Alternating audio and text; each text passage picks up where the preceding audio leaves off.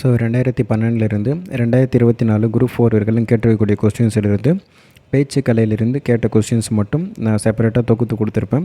So இதிலிருந்து first ஒரு question ஒன்று பார்ப்போம். பேசப்படுவதும் கேட்கப்படுவதுமே உண்மையான மொழி என்றவர் யாருன்னா மு வரதராசனார். பேசப்படுவதும் கேட்கப்படுவதுமே உண்மையான மொழி என்றவர் யாருன்னா மு வரதராசனார். பேச்சு மொழியின் சிறப்பு கூறுகளில் ஒன்று எதுன்னு கேட்டிருக்காங்க. ஸோ பேச்சு மொழியை பொறுத்தவரைகளும் சைகை மொழியாம், இல்லை ஒலி குறியீடாம், இல்லைனா வரி வடிவமான்னு சொல்லி கேட்டுக்கிறாங்க, இல்லை உடல் மொழியாம். ஸோ பேச்சு மொழியின் சிறப்பு கூறுகளில் ஒன்றுனா உடல் மொழி மட்டும்தான் வரும். ஸோ மற்றது எதுவுமே வராது. ஸோ அதுக்கடுத்து தான் பேச்சு மொழியின் நோக்கம் கேட்டிருக்காங்க. பேச்சு மொழியின் நோக்கம் என்பது கேட்பது வராது, செயல் வெளிப்பாடு வராது, எழுதுவது வராது. ஸோ கருத்து வெளிப்பாடு மட்டுமே வரும். பேச்சு மொழியின் நோக்கம் எதுனா கருத்து வெளிப்பாடு மட்டும்தான் இதில் கரெக்டான ஆன்சர். ஸோ அதுக்கடுத்து தான் பேச்சு மொழி எதை எளிதாக வெளிப்படுத்தும்னா உணர்வுகளை எளிதாக வெளிப்படுத்தும், இல்லை செய்திகளை, செயல்களை, உரிமைகளை இதெல்லாம் விட பேச்சு மொழி எதை எளிதாக வெளிப்படுத்தும்னா உணர்வுகளை வெளிப்படுத்தும். ஸோ மொழியின் உயிர் நாடி எதுனா பேச்சு மொழி தான் வரும். ஏன்னா சைகை மொழி, எழுத்து மொழி, உடல் மொழி இது எல்லாமே வராது. மொழியின் உயிர் நாடி எதுனா பேச்சு மொழி மட்டுமே வரும். ஸோ மொழியின் முதல் நிலை எதுனா பேசுவதும் கேட்பதும் மட்டும்தான் வரும்.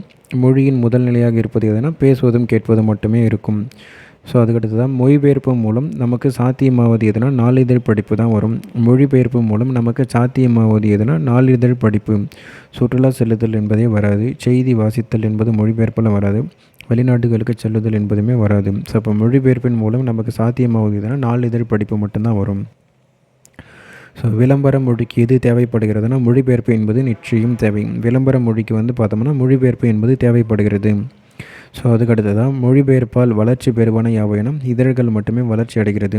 மொழிபெயர்ப்பால் வளர்ச்சி பெறுவது எதுனா இதழ்கள்.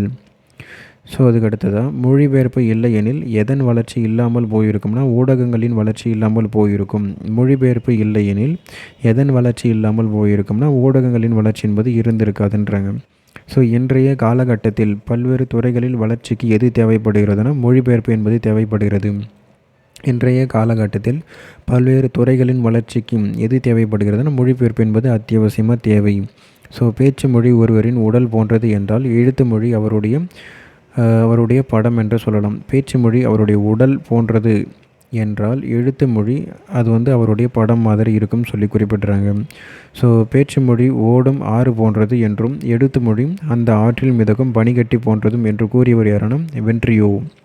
பேச்சு மொழி ஓடும் ஆறு போன்றது என்றும் எழுத்து மொழி அந்த ஆற்றில் மிதக்கும் பனிக்கட்டி போன்றதும் என்று கூறியவர் யாருன்னா வென்ட்ரியோ.